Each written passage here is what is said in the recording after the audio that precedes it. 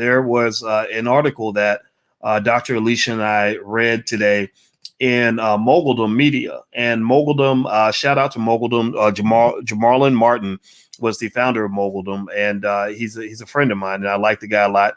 And they basically laid out a lot of information about Black marriage, Black love, and Black relationships that you may not be aware of. They really went out of their way to defy a lot of the myths that you have about Black men and Black women, hating each other. I don't know. Give me a yes or no if you think that the perception of Black love and Black relationships is pretty negative. Yes or no if you've noticed that. I don't know if you guys have noticed. Alicia, what do you think? I mean, what do you think about media's perception of Black love and relationships? Yeah, well, it just looks like from the article we read that they're trying to portray Black marriages as being very common among a certain income level, right?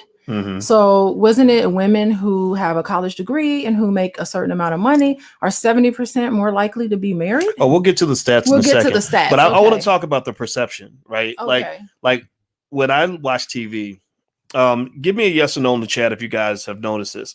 But when I watch TV, it seems like in every Black relationship, there's either some boy, girl stuff going on, or there's, maybe people are single and loving it, right? Like I'm a single mom with no hope of ever getting married, and that's the way my life's going to be no matter what. Or there's some crazy chaos and drama, or they're marketing interracial relationships. That's what I noticed. Like the percentage of those relationships, interracial relationships they put on TV, I don't think it's consistent with what's actually happening. What do you think? Yeah, well, that's what I was trying to get to. I think that what this article does is kind of shatters those myths that we see on television. And especially it talked about interracial relationships are not very common at all among high earning individuals. That's not what you see on television.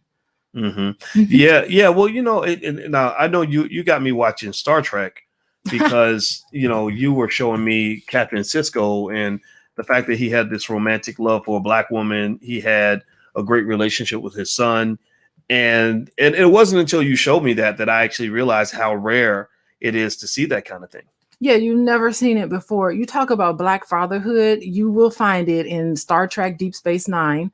If I had all the money in the world, I would buy a television station and I would play Star Trek Deep Space Nine, all 7 seasons on constant rotation. That alone would make an impact on shattering what we think about Black relationships and Black fatherhood.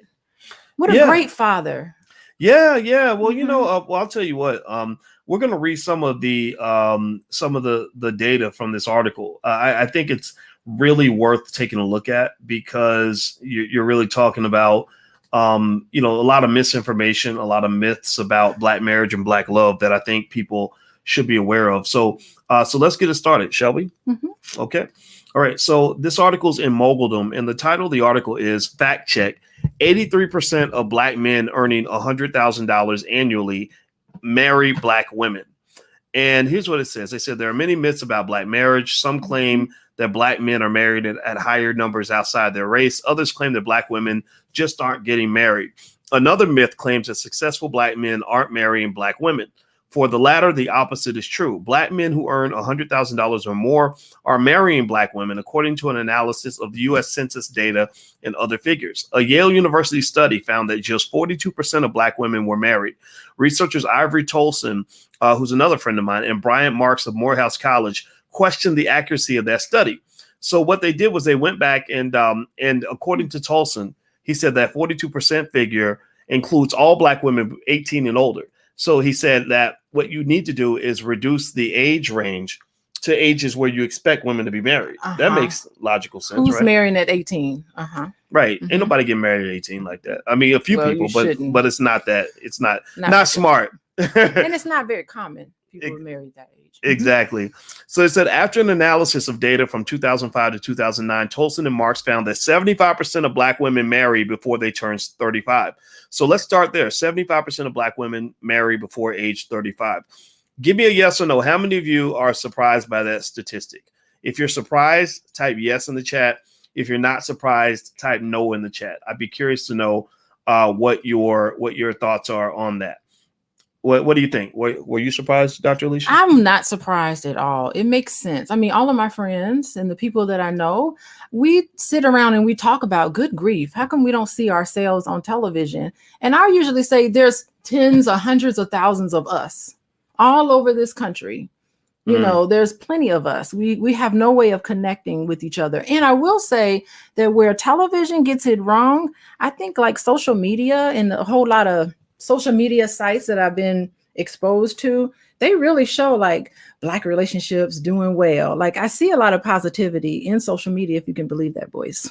You see positivity in social media? I do, media? yeah, with Black marriages. And there's a lot of sites that I follow, a lot of social media sites that I follow or pages that I follow, and they show Black marriages in a very positive light. So I see that every day. But when I turn the television on, I do not see what I see on social media reflected on the television. Interesting. Well, you know, a lot of stuff in social media, you know, it can be whatever you want it to be, right? It can be positive. You know, you can find positive stuff or you can find negative. So I guess the internet kind of becomes whatever you choose. Well, what I like about it is that I can find, like if I turn a television on and I want to find positive images of a Black man and Black woman together, I can't find it. You know, I don't predict that programming. But I think like on social media, if I'm actually looking for, okay, positive Black marriages, healthy Black marriages, I will get dozens of pages that I can follow that'll just have pictures and videos and discussions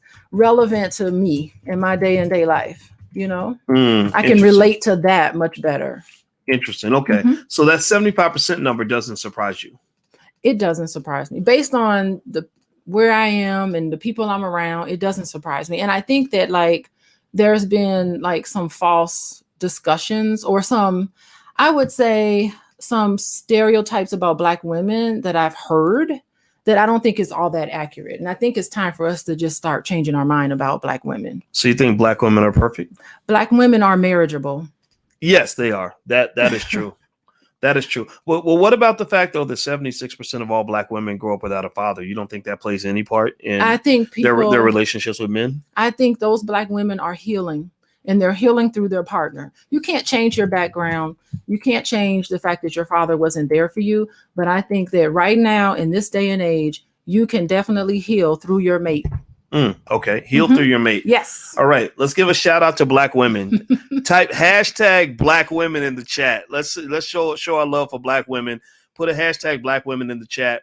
Also, this is the blacklovechannel.com. Go to the blacklovechannel.com if you want to see healthy conversations from experts on Black love and relationships, things that are going to make us better and stronger and love and focus on our positives as opposed to our negatives. So if you're into that kind of thing and you love Black women and you love Black men, then the Black Love channel is for you. So the URL is right there on the screen. If you could also please hit the thumbs up button if you haven't done it yet. So let me keep reading here.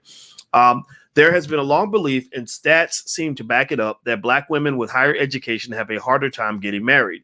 But, quote, Black women who finish college actually improve their chances of marrying rather than lowering them. Among Black women, 70% of Black college graduates are married by 40, whereas only about 60% of Black women with a high school diploma get married by that age, according to Tara Parker Pope of the New York Times. Does that stat surprise you that having more education actually increases the odds of a Black woman getting married? What are your thoughts on that, Dr. Lee? I mean, it's my thought on it is that it's not just Black women, it's just people in general. People with higher education are more likely to get married. Why do you think that is? Well, it's several reasons. Number one, if you don't have your money and your life together, you're not going to be more likely to get married anyway. But if you're able to put the commitment in that it takes to get a college degree, then chances are you're able to put the commitment in and have what it takes to get married, to have a sustainable relationship. You know, that's just how it is. Okay. Okay. All right. So let me keep reading then. For Black men with a college degree, scratch that. Let me get back up. I got ahead of myself. Black women with a post-secondary degree have more of a chance to marry than white women who dropped out of high school. That doesn't surprise me. That doesn't surprise me. Well, you're comparing extremes, right? Yeah. Black women with a personal annual income of more than $75,000 are more than twice as apt to get married as white women living in poverty. Why are they comparing black women with money with white women who are broke?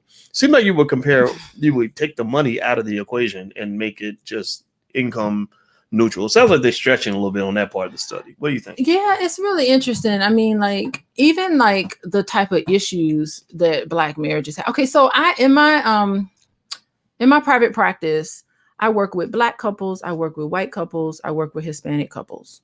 And I will tell you, like, the issues that they come to me with don't range very much. Like, I don't see much of a difference. Like, there's not one issue that couples face that is solely a black issue. You know what I mean? All couples deal with communication. All couples deal with lack of intimacy. All couples deal with dealing with kids and blended families. Like, all of them deal with this. They're coming into therapy with the same issues. Like, I don't see much of a difference being this is a black issue, this is a Hispanic issue, this is a white issue. Like, you know, I don't see how things are way more profound for black marriages than they are for any other marriage. That's not what I'm seeing in my practice. Oh, okay. I just got triggered. You want me to tell you what happened? What triggered you? Let me show you the comment that got me triggered a little bit. I want to address this. Tap dancer. I put it on the screen. So tap dancer, whose screenshot happens to be a coon. So maybe I shouldn't respond to coons. I don't know. But tap dancer says, dude, stop simping. And I think that triggered me a little bit. Why are you triggered by what somebody you don't even know said? I'm kidding. I don't know. It didn't trigger me. You know what it triggered me about? It triggered me about the fact that you have a lot of young guys that never learned what manhood is. And they think that publicly expressing love for a black woman is simping. Well, go to his page. Can you get to his page? Let's go to his page and see what he's about. I can't get to his page, and I don't have time for it. I'd like to troll back and just see. Let's look him up and see what he's about. We are not going to troll tap dancing. No, because he's a tap dancing coon. We don't troll tap dancing coons. but I think that if you want to talk about something that, you know, when you talk about the impact of white supremacy and racism on black people, the idea that they've trained so many black men to really hate black women means they trained you to be weak. They trained you to annihilate your own existence because we can't exist without a black woman. So tap dancer must spend most of his time watching television instead of like getting into his own positivity. Well, I'm not really talking about him anymore. I'm not talking about tap dancer either. Yeah. I'm talking about people like tap dancer. Yeah, I think that. But the thing is, I've seen that, right? I've seen men who got the wrong message about what it means to engage with women and what it means to engage with the world. And I believe a lot of it's because they don't have fathers. But I think that 76% statistic is important for the men and the women. I see a lot of men, they don't know what manhood looks like. They think manhood means that you're always like hyper masculine. You're always like banging on you, like you ready to gang bang over bacon in the morning, like at breakfast. Like you just always smoking a blunt with a gun in your hand, with a liquor bottle in the other hand, ready to go and have sex with as many women as possible, make a bunch of babies, dump them off in the street. Like they don't because they learn manhood from stupid ass rappers who are basically living on a death wish. Like they never really had a father who could show them the balance that comes with manhood. That says, there are times where you have to be masculine, but there's times when you need to learn how to be gentle. And you have to be secure enough to know that it's okay to be gentle and still know that you're a man. And you know what else? I bet people like Coon or whatever his name was, Tap Dancer. I bet people like Tap Dancer may not have had a father, but I would also say people like Tap Dancer has a lot of mama issues. You mean like hating, like mad at his mama? Yeah, I think he may have had some mom issues because in any form or fashion, if someone wants to say something positive about a black woman and then their reaction is automatically you're simping because you're saying something positive about a black woman, then he probably has some issues with women. That's true. You know what? It reminds me of like how you have some of those pastors who hate gay people. And then turn around, they're gay. Yeah, it's because they're secretly gay. Like they secretly want to take it in the butt. So they're like mad at anybody who's gay. Oh, so what you're saying is that if you're on the internet and you have an issue, then you need to look at yourself. If you get triggered if not necessarily triggered, but if you hear people saying positive things about Black marriages and you get triggered, then there's something with you that topic triggered you. It could be a mama issue. It could be you've been burned in the past. It could be something that triggers. I think that what it means, it doesn't mean necessarily you have a flaw. I think it means that you have something heightened your sense of your need for security. Like you suddenly got jolted because you've been traumatized in that area. Yes. Right. So a lot of the men who really hate women, like are really mad at women, it's because they've been body slammed by a woman emotionally. Yeah. Like they've been emotionally body slammed and haven't been able to get over that to at least know that all women ain't the same. And that you always, no matter who you are, male or female, you got to watch out for predators. Like I think, like for example, think about a woman who maybe was sexually assaulted and never got help for that. She might have an issue and a fear of men all the time. Like if a man walks up and even says hello to her, she might get jolty because she doesn't want to go back to that place. Well, I think a lot of men that have been emotionally violated, right? Maybe somebody emotionally or physically. It could be physical too. Yeah, physical too.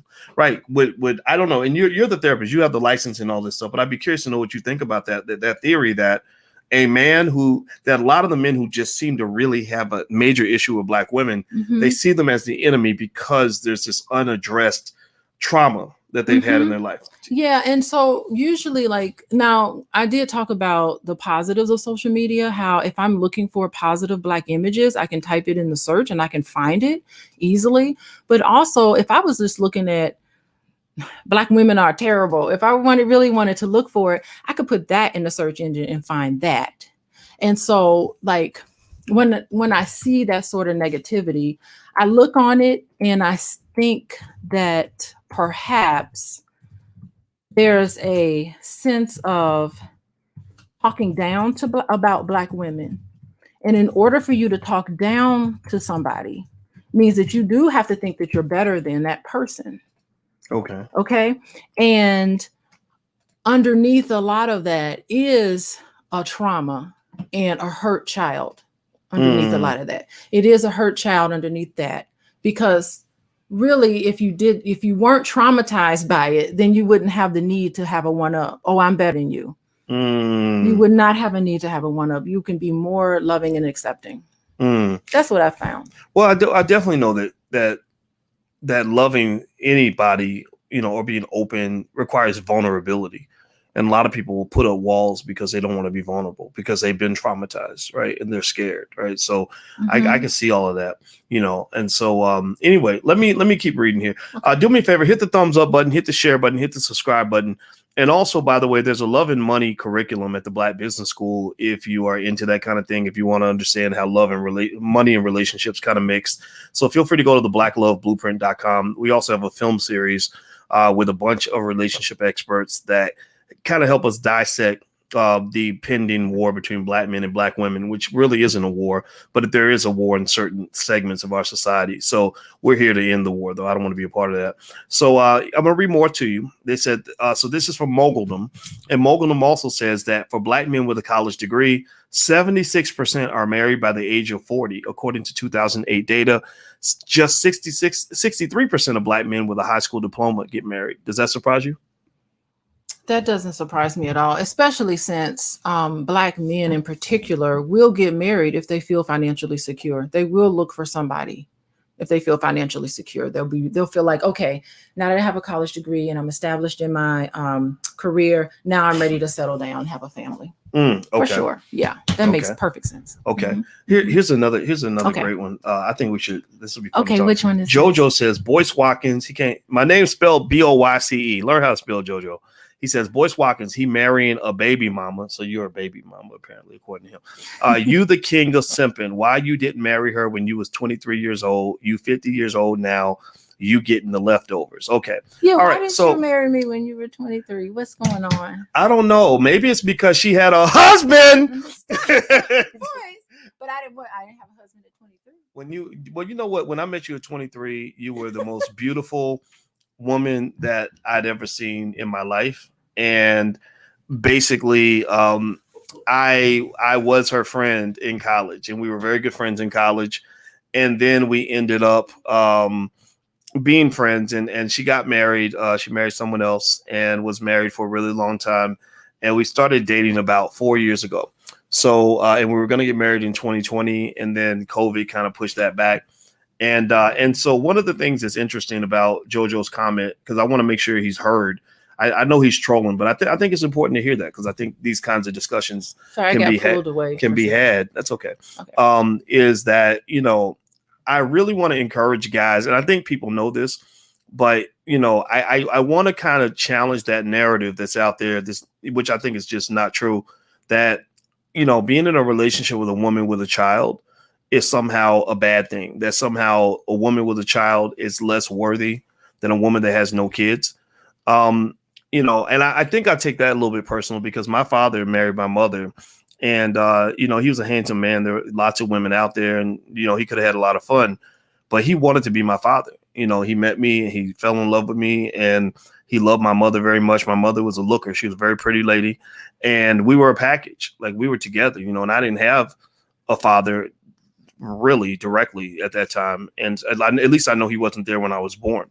And so, I honor the fact that he was man enough to step up and take care of me. And the thing I think I hope guys will consider is that, kids are fun. Like, if you like kids and you're a decent person, then children can add so much. Like, I love the kids. Like, I just, we co-parent with their dad, and I can call them anytime we have any issues with the kids. The kids are better off because they have 3 great parents that care about them.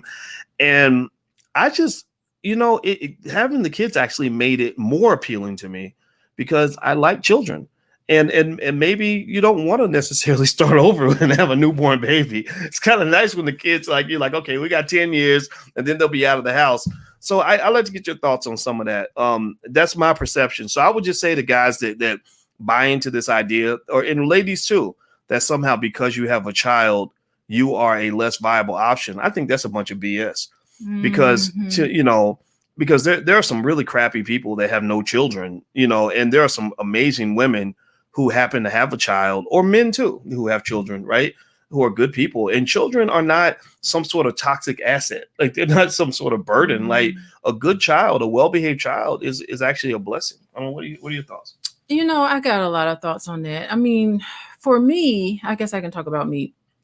It's a difficult decision to end a marriage. You know what I mean? It's like something that you might not hoped would ever happen. And, I took it upon myself to just say, you know what, Alicia, being happy is what's more important. And so you could just be a single mom for the rest of your life. Like, I really believed people like that, like, who left a message or whatever. I really believed that, like, I was no good, because here I am with these children. And I would just basically was like, okay, I'm fine. I'm okay. I'll just be a single mom.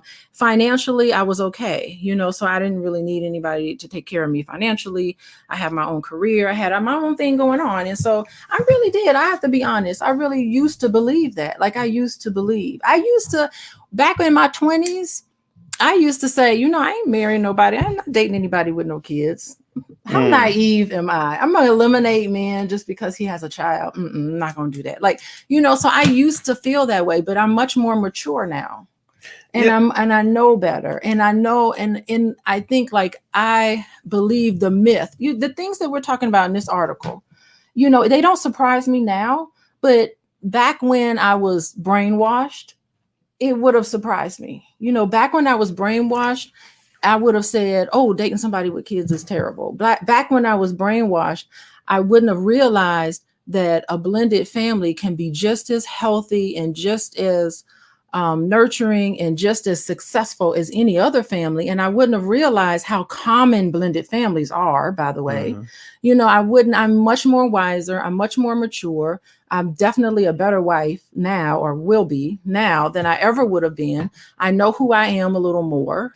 You just experience things and you've been through things, and I realize what's important. So I really do think that we are probably very lucky because the kid's father, I had one baby daddy who had children with one person, and I was married to him, but he's a remarkable person. Yeah, he is. I picked a really wonderful person. And I'm not even trying to sugarcoat it. Like, it really, I couldn't have asked for a better scenario.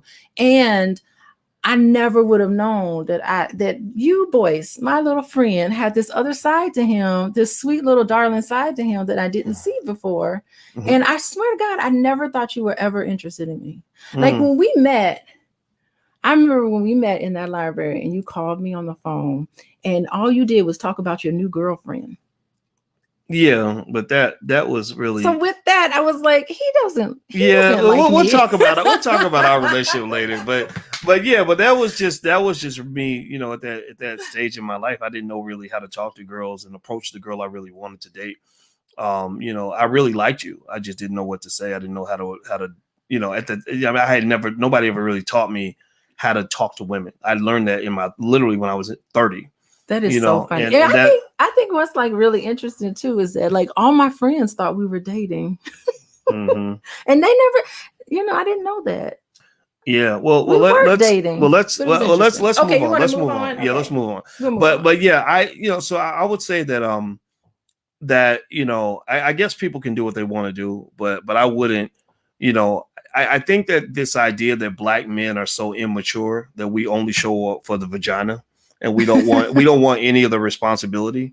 I think that kind of makes us look kind of bad. I don't know what you guys think, but I think the Black man has in media, we're given this negative reputation that we're not capable of handling responsibility.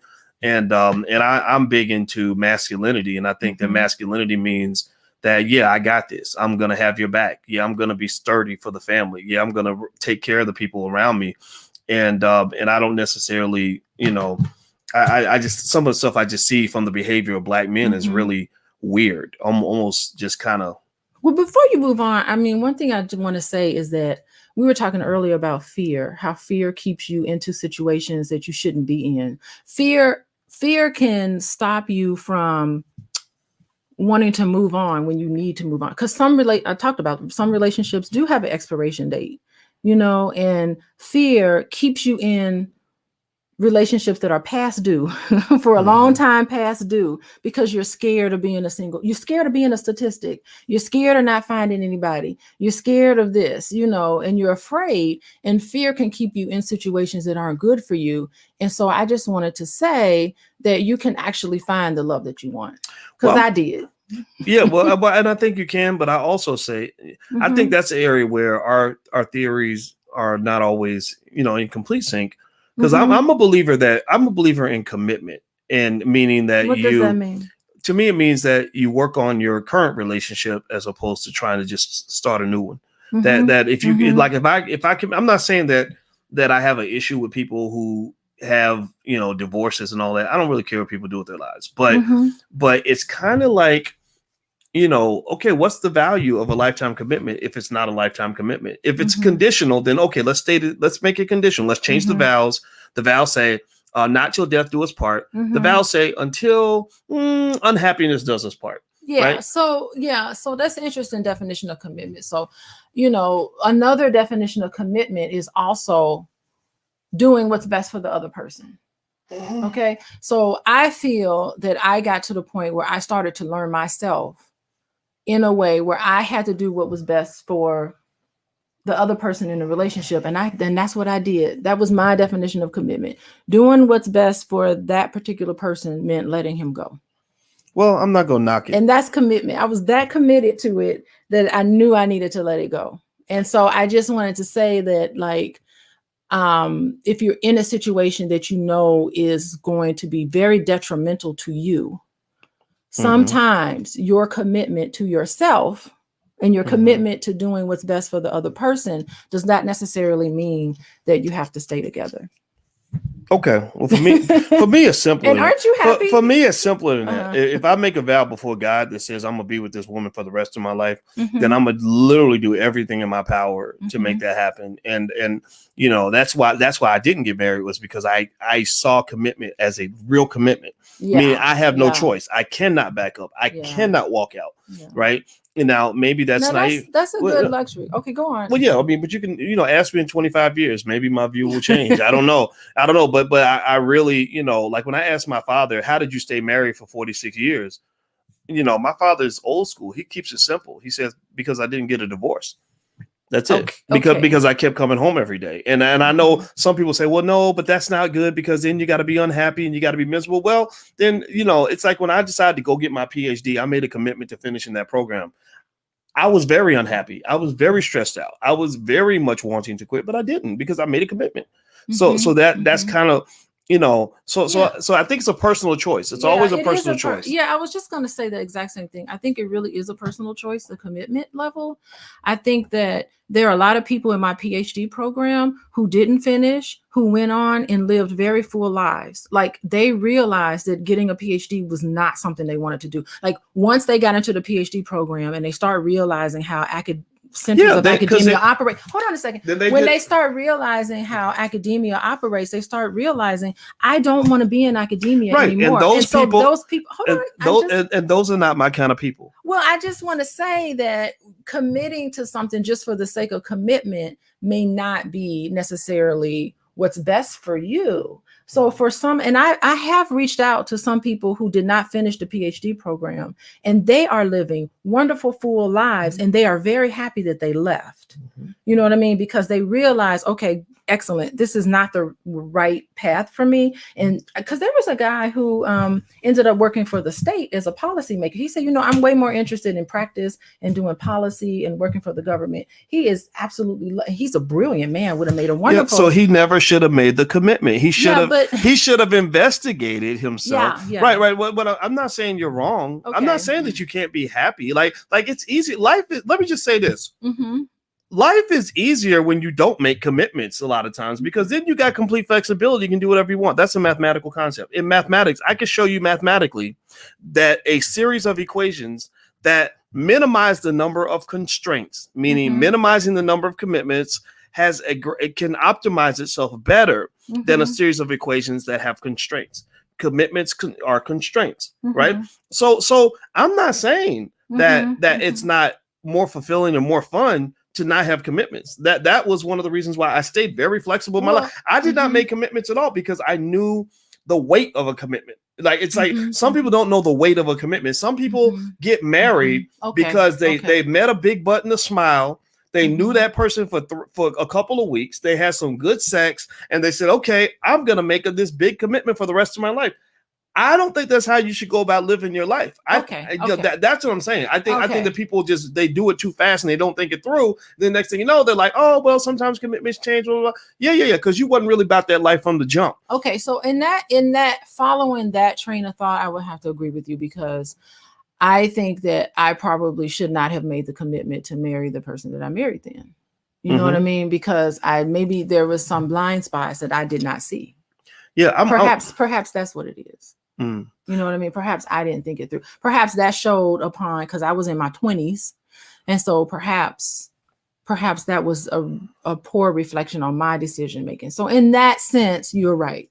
Well, and I don't think it's something you have to take personally, right? Well, it's not personal, but it's just, I want to make sure that people can hear our story and see themselves in our story. I'm not saying it just to talk about myself, but I'm saying it so that people can hear our story and the story in this article, stuff that we're talking about, so that they can, so that they can make their own choices. Well, I agree with Demetrius. Demetrius says commitment is an adult word. It is. And I agree with him 100%. Maybe I'm old school, old fashioned, but I really think people should literally meditate on what commitment means. It's like taking on debt.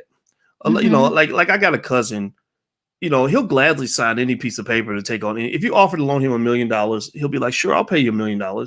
When do you need it? Oh, I need $1 million by Tuesday. He'll be like, okay. And he'll sign because the commitment means nothing to him because he's not going to pay you back. Right. He'll commit to anything. And he does that with women. He'll just tell you whatever you want. He'll tell them whatever they want. He'll make any promise. And because he can give you the world as long as it's a fantasy world. He can't give you the 3D physical world, but he can give you the fantasy world. You wanna ride Puff the Magic Dragon every morning to school with $10 million in the bank? Sure, I'll give you that. right? But to me, that's where that maturity piece comes in, you know, because one of the things I got from my father was that manhood means the ability to manifest. Like if I promise you that I'm going to deliver something, I'm really going to deliver that. So I'm going to think carefully. So I used to get beat up on. I used to get criticized because I wouldn't commit. I would have, I would date. I had girlfriends, but I didn't commit. I have thoughts about that. No, right. I'm sure. I'm sure as a therapist. I'm sure as a therapist, you can break it down and analyze it. But I'm gonna tell you what was going on in my head. Okay. My head is I don't commit to shit because I know what a commitment means. To this day, I don't commit to hardly anything. If somebody says, "Hey, can we have a meeting next Tuesday at 10 o'clock?" I'll be like, "I don't know. Let me think about it. Let me see." Because I'm not going to tell you I'm going to do it until I'm sure, until I've weighed it down and really thought about what that means. Right. Then when I'm like, okay, I can do this. Sure, I'll do it. But seriously, I just think when it comes to, I do feel like a big commitment from you, and I appreciate that. Like all around. Yeah, like I love that about you. Well, marrying you is not something I was gonna just do. Like I really was okay with going the rest of my life without marrying anyone until my situation met a certain threshold. I had a long relationship before you, and I was like, she's great. I just don't want to marry her, but she's a great person. It's a great situation. I just don't think I want to make that type of commitment. So literally, and that's what makes me a little bit different is that a lot of people do things on autopilot. They do it because everybody else is doing it. Oh, I'm gonna get married because everybody else is getting married. I'm gonna have a baby because everybody else is having a baby. I'm gonna do this because everybody else is doing.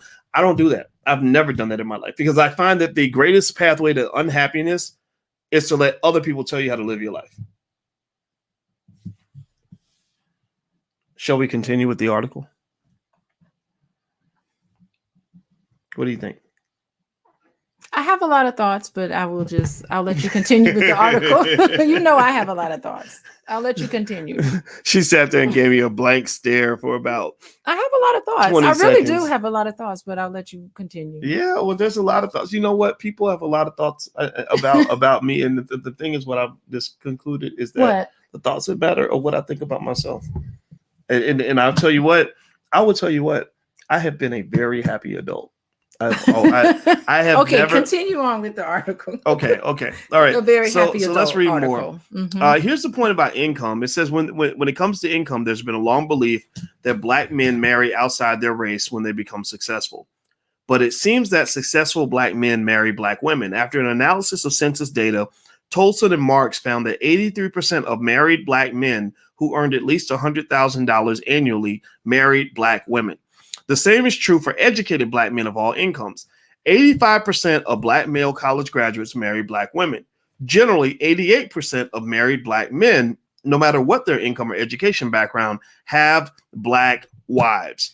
So that's interesting because that seems to contradict that myth and that lie that, Black men just don't like Black women, or they get a little bit of money, they don't want to be with Black women, or that all the Black men are just chasing Becky. What do you think? I'd like to see what it was like 10 years ago. I'd like to see it like what are the trends? Is it getting that more and more Black men are dating Black women or marrying Black women, or are the numbers getting larger or the percentages getting smaller? I'd be interested to see what it would be over time. Because I remember, like, when I was little, a lot of those football players, they were all marrying blondes. They were all marrying, and I don't see that anymore now.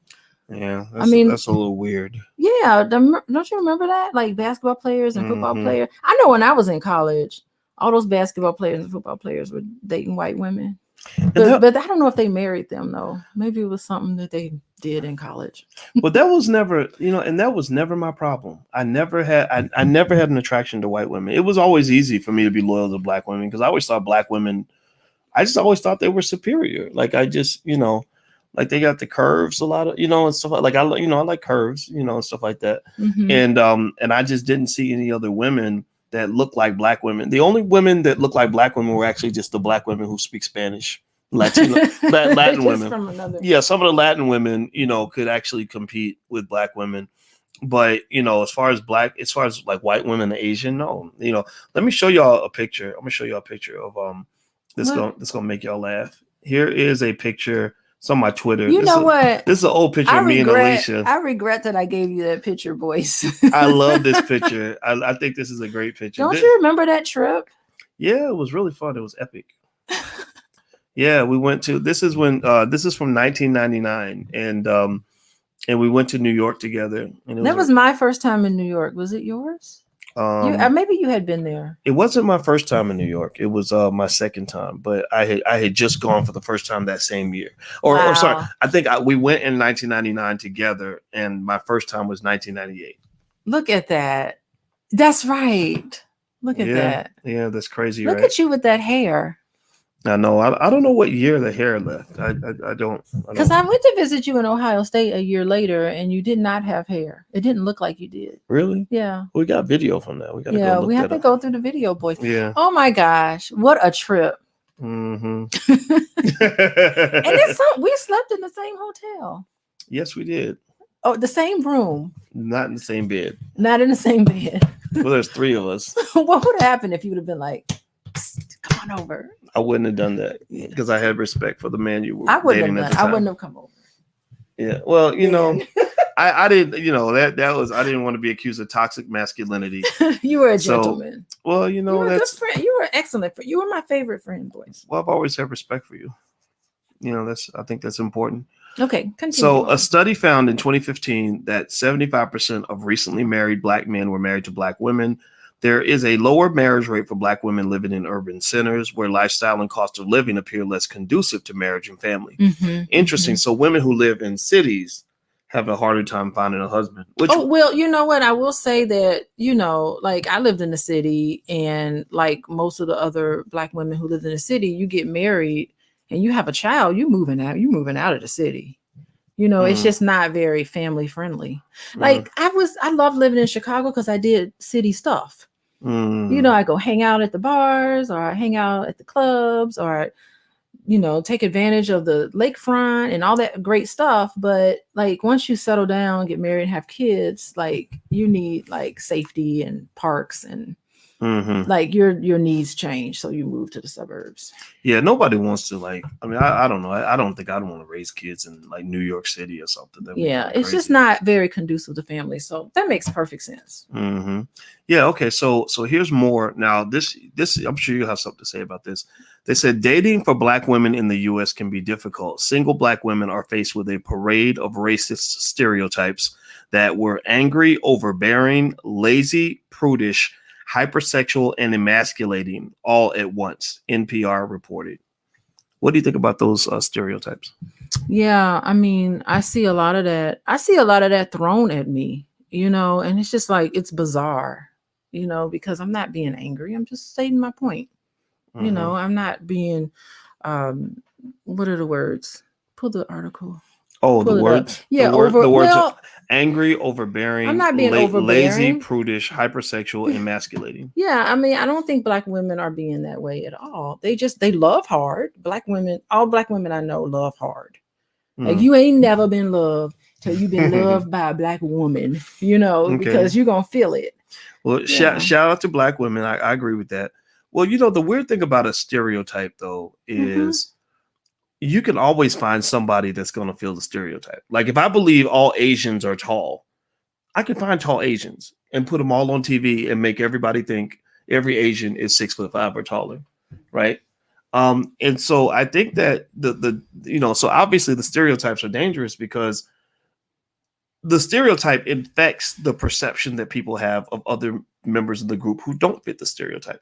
Right. So you get infected by the stereotype. Like, so if all white people do is promote Black men who are gangster, thug, killer, drug addicted, you know, like hate Black women or whatever, then when somebody meets me, they might mistake me. It'll be a case of mistaken identity. They're going to assume all these things about me based on what they've seen in the media. And I think that Black men and Black women are both impacted by this, which is why we need more Black owned media. What do you think? Yeah, and also the Black whore stereotype, you know, that comes from slavery. And Cardi B. Well, it comes from slavery. So, you know, a lot of Black women in the media who are chosen, I mean, you've talked about this a lot. A lot of the Black women who are chosen in the media fit one of the four stereotypes.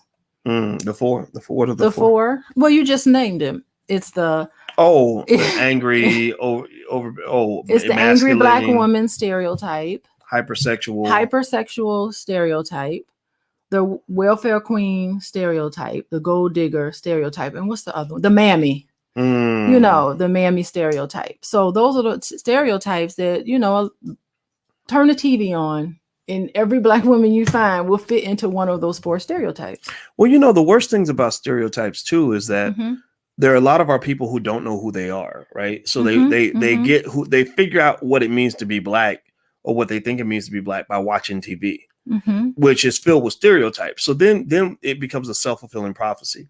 Like, and I've seen that. I've seen people imitate what they see on TV, and they were talking about dangerous shows that are out there that really hurt the image of the black woman, like Scandal, How to Get Away with Murder, Being Mary Jane. And they said all these shows are written by black women. Isn't that interesting? Well, those are the sanctioned black women. You know, there are a lot of black women. I mean, go to Quayle TV and some of these alternative media, but those are the sanctioned black women. And Scandal, oh my goodness.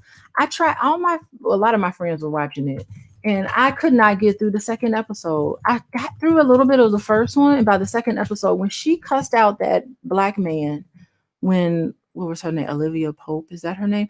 Anyway, when she cussed out that black man who was a security guard at the White House and she told him off, I turned the TV off. I was done. And then what was the other one? How to Get Away with Murder. Oh, there's a scene. I used to do this whole presentation at my university on black women stereotypes and the feminist movement. And I used to do on the womanist and talking about the womanist and all of that. I used to do those presentations back in the day. But yeah, so How to Get Away with Murder, I would play a clip from there where her white husband, there's a clip where her white husband what's the lady's name who was in that How to Get Away with Murder? Oh, Carrie.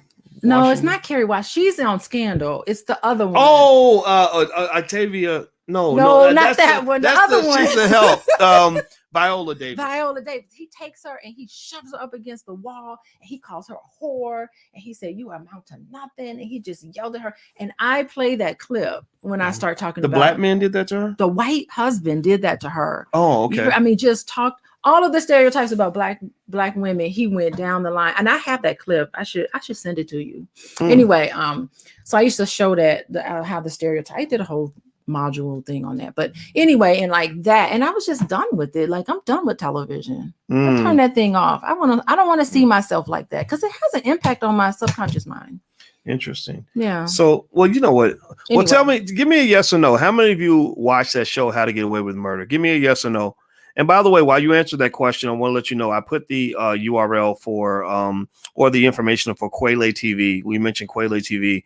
I actually met the founder, who's a wonderful black woman who created. She's actually the cousin of our wedding planner. We didn't even know that was random. The Quayle TV? Yes, she's Charlene's. Hold on. She's her cousin. Well, you know, she's my good friend's sister. She's the sister to my work buddy. Oh, at my university. Oh, then maybe I got it wrong. No, maybe she's not Charlene. Maybe she's not her cousin. Okay. Anyway, so Quayle TV is kind of the black Netflix, and that's where actually some of our movies. We've made movies. We have Boyce Watkins films. We actually put films on Quayle TV, and it's really good. And so we, just in terms of the spirit of buying black and supporting black, check out Quayle TV. They have a great app, and I spelled it in the chat so you guys can see it's KWELI. Also, by the way, Alicia happens to be a licensed couples counselor and relationship coach. So if you want to go take a look at her platform, feel free to go to coachingwithdralicia.com.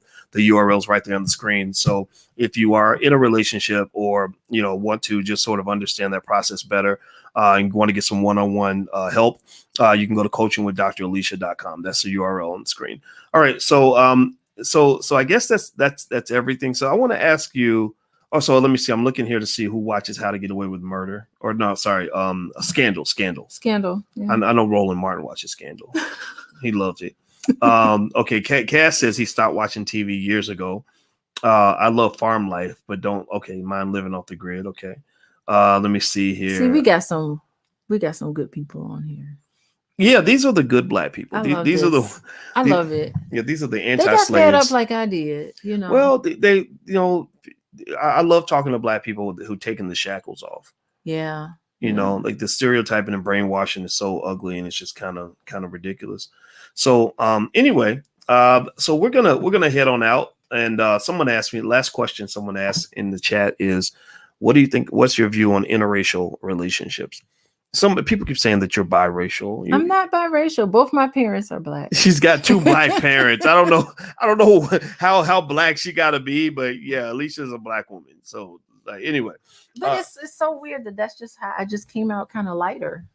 yeah, I don't know, because everyone else in my family is dark or brown or just a range. We've got that slave master blood. Well, yeah, all of us do. Somebody was raped. I know I do. I imagine. Mm-hmm. So, what do you think about interracial marriage? Like, what do you? How do you? I think like to each his own. People should be able to marry who they want to marry. I know I personally couldn't do it, but you know, I don't want to pass judgment on interracial relationships and marriages.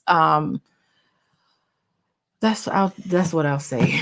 Yeah, I don't want to step on anyone's toes. I don't think you can judge anybody's relationship, right? I think that's just it's a waste of time. It's kind of tacky. I choose to see it like this in two ways. One, I made a conscious decision to say, if I get married, I'm gonna marry a black woman. There was, because when I talk about intergenerational wealth and black power and all this stuff, the most valuable asset that I own is my life. And so when I share that asset and pass that asset on, which is my life, my legacy, my last name, my wealth, my power, I want that to stay in the black community. I don't want to give that away. Right.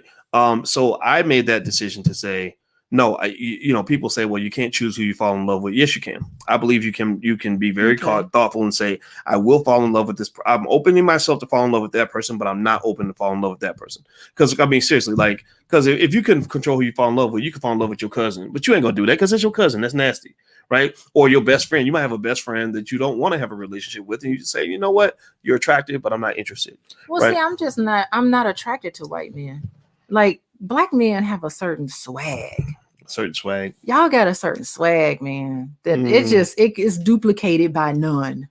So I just it just wouldn't. Shout out to the black man. It just wouldn't get me. I'd be like, this ain't never gonna work because I'm not into you like that. Like, it just wouldn't. It wouldn't work. Just never work for me. It just wouldn't. And I don't know. I mean, all that other stuff. If I was attracted to a white man, I'd marry one. Okay. But I don't like them like that. Yeah, well, I'm just gonna say this. It probably sounds racist. I don't know what people think, but if I was attracted to a white woman, I wouldn't marry her. Okay. Not and I would just have to explain because because of the Biden crime bill, there literally legit is a shortage of marriage age marriable black men. This has been statistically proven. Okay. So my belief is I need to be there for black women. I need to be there for black children. I believe that, right? So that was always my belief. But then the other point of that is I think that there's something to be said. Like, I think it's okay to say that there's something to be said about that black person who only dates outside their race, who like that black man who must have a white woman, or that black woman who must have a white man. Where did you get that preference from? What happened that led you to, because that can be defined as self-hate, because, you're supposed to be attracted to people that are like you, your parent, your opposite, like pictures of you and my mama together. Y'all look just alike, and that's the subconscious speaking, but that's truth, right? You're supposed to be attracted to things that are similar to yourself. So the fact that you find the things that are similar to you to be unattractive speaks volumes about something going on inside your psyche. But I'm not a psychologist. Yeah, it would be an issue. I think that it's an issue if you're a black woman and you can't look at a black man and find him attractive, because that's you. That means maybe you don't find yourself attractive. There's something in you. It's the self-hatred or I want to say like non-acceptance of yourself. There's something there that you are rejecting. And then you're putting this whiteness on a pedestal. Oh my God. Yeah. I can't even imagine. You know what it is? It's like, like, it's like a person who can't stand fat people because they used to be fat. And it's like, I was fat and my fatness was a bad thing. And since I got rid of my fatness, I'm angry at anybody else who doesn't understand that fatness is a bad thing. So why are you comfortable being fat? Right? Maybe who knows? I mean, because I thought about that when I had that whole Lizzo controversy. I thought, I used to be big. Like, so what are you talking about? What do you mean I have a bias against big people? But I thought about it. And I said, well, maybe the reason I got annoyed with the promotion of obesity as body positivity is because I don't see obesity as body positivity. I see obesity as body negativity, which is why I got the obesity out of my system. Have you noticed that you don't see much of that? So, that sort of body positivity anymore ever since COVID happened. That's really interesting. We stopped talking about it. They really stopped promoting. Yeah, that's true. You have, Lizzo ain't winning Grammys and stuff and all that. Where is she? Yeah, I don't know. because that's what's killing Black people during COVID is obesity and diabetes and heart disease. All they talked about. Oh yeah, these pre-existing conditions. Yeah. That's so. I think I was right. I think that I actually had a point. But I think but then again, because white people are going to always be white. They're going to misinterpret what I'm saying. Did white people misinterpret? Yeah, they did. Yeah, white media did. White media collapsed it down to Black men hate Black women, Black men toxic masculinity, sexist, and they put their own spin on it. And did do an interview with me, because seriously, if ABC News was like, okay, we're going to write about you, so we're going to ask you what you think and ask you to explain it. I think there's just some Black people they don't want to talk to because they know that people like me are smarter than they are, and I can actually break it down and actually help you at least consider my point of view. And so it's harder to have a conversation with you than it is for me to just demean you and reduce you to an ugly stereotype or cartoon character. Yeah, that's what I was gonna say. There we go with the mammy. That's the mammy stereotype. The heavyset woman who's she was actually embracing two stereotypes. She was embracing the mammy and the whore stereotype. Yeah, she was a twofer. She was a twofer. You got twofer in one. No wonder she was so popular. Like that's what we're gonna see. That's the order of the day. Well, but it's not. I don't want to be hating on Lizzo or anything like that. I just think, and I think she's so talented. And you played the flute. Right? I did, but you didn't have to twerk while you were playing the flute. You just played the flute and you were good at it. And why can't there be enough? Why can't a Black woman just be talented at what she does? Why we gotta do the whole circus act at the same time? Like I don't get that. Like you look at all these images, and it's like they're like, okay, we love you. We don't love you because you're talented. We don't love you because Black Lives Matter and we want to see Black people do well. We love you because you take pictures like this and you twerk in front of white men and you do outrageous things on TikTok in order to get attention. And I thought that was unfair to her. Oh my goodness, she's totally naked right there. That is naked. Really something. I guess they say when you see the nipple. I wonder what her staying power is going to be if she's going to come back. You know what I mean? Or is she just like done? Well, you know what? I give her props because she's actually online, talking about trying to lose weight. Yeah, she the kids were showing me that she was like eating vegan and trying to eat healthy, and she's exercising. So yeah, and maybe I think you that's got good. to her, boys. Well, I knew I got to her when the whole controversy started because she responded to me, and I tried to explain that. Some people understood. Sometimes I say things and I talk over people's heads. I can't help it. I'm not going to dumb down the conversation, because I don't think Black people are dumb. I just look for smart Black people. That's why I literally tell people when they come to my platform, this is for intelligent Black people. So you either have to be intelligent or want to be smarter because I'm going to challenge your thinking. Well, today I was talking about LeBron James and that whole thing with Courtside Karen, and I was saying, I get what LeBron was doing. I thought it was okay. It was cool that he told her off. He shut her down, but maybe he should have just ignored her. He tweeted her, didn't he? Yeah, like there's a part of that where when you just acknowledge somebody, you're elevating them. You're elevating the status. So when they're letting them know that they got to you, right? So that's a win for them, right? So when I put out a tweet and somebody said, "Oh, Lizzo went off on you today," I'm like, oh, wow. So you mean Lizzo went off on me in front of her 10 million Twitter followers? Okay. Well, what people don't know is that I got another 10,000 followers just because, everybody ain't going to agree with Lizzo. Like there's a whole bunch of people who suddenly were like, oh, well, who's this professor? And then they went to go look me up, when they wouldn't have done that if Lizzo had not shined the light on my existence, right? So I think if I were Lizzo, I would have just ignored me. But the reason she didn't ignore me is because she knew there was an element of truth. There was an element of truth. And I'm sure deep down inside, she wants to be healthier. I think she does. Yeah. And I love, I really want to see her do well. And I want to see black people do it. I want to see black people live. I want to see us, you know, and prosper. I would like for Lizzo to know that her talent is tremendous. Like, she doesn't have to. Why do you have to do that? You don't have to do that. Let your talent and your voice and your music speak for itself. You know, I agree with that. I agree.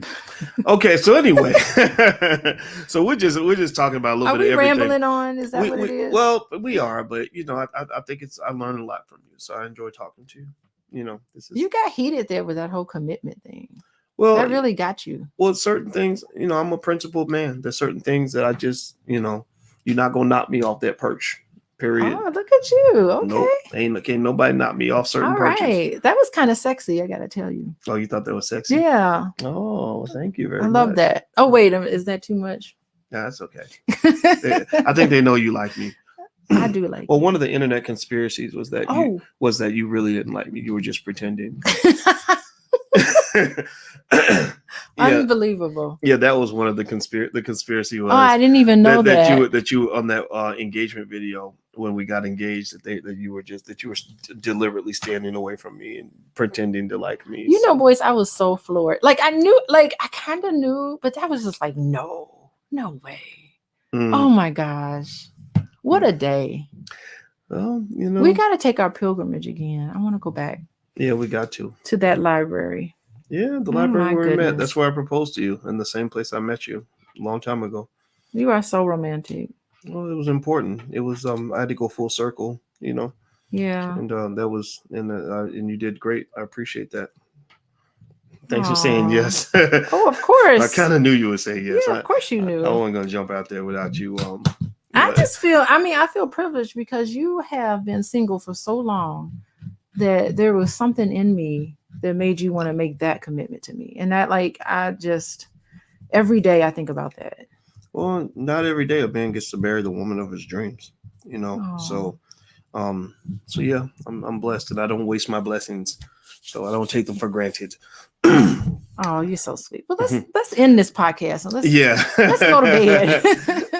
All right. Okay, Black people. Well, it was fun talking to you. Thank you for joining us for this conversation. Make sure you subscribe to the Black Love channel. We actually have a reality series we do. You can check out some of the stuff there. And also, in addition to that, if you want to just take a look, Alicia is a couples counselor, so licensed and everything, and she's also a full professor of social work. So if you are in a relationship and you want to get some help, she's really good at what she does. So there's her URL. Feel free to go take a look. So I'm out of here, guys. Have a good night. Thank you all for listening. Hit the thumbs up button on your way out if you could, and we'll be back real soon. So take care. Bye-bye.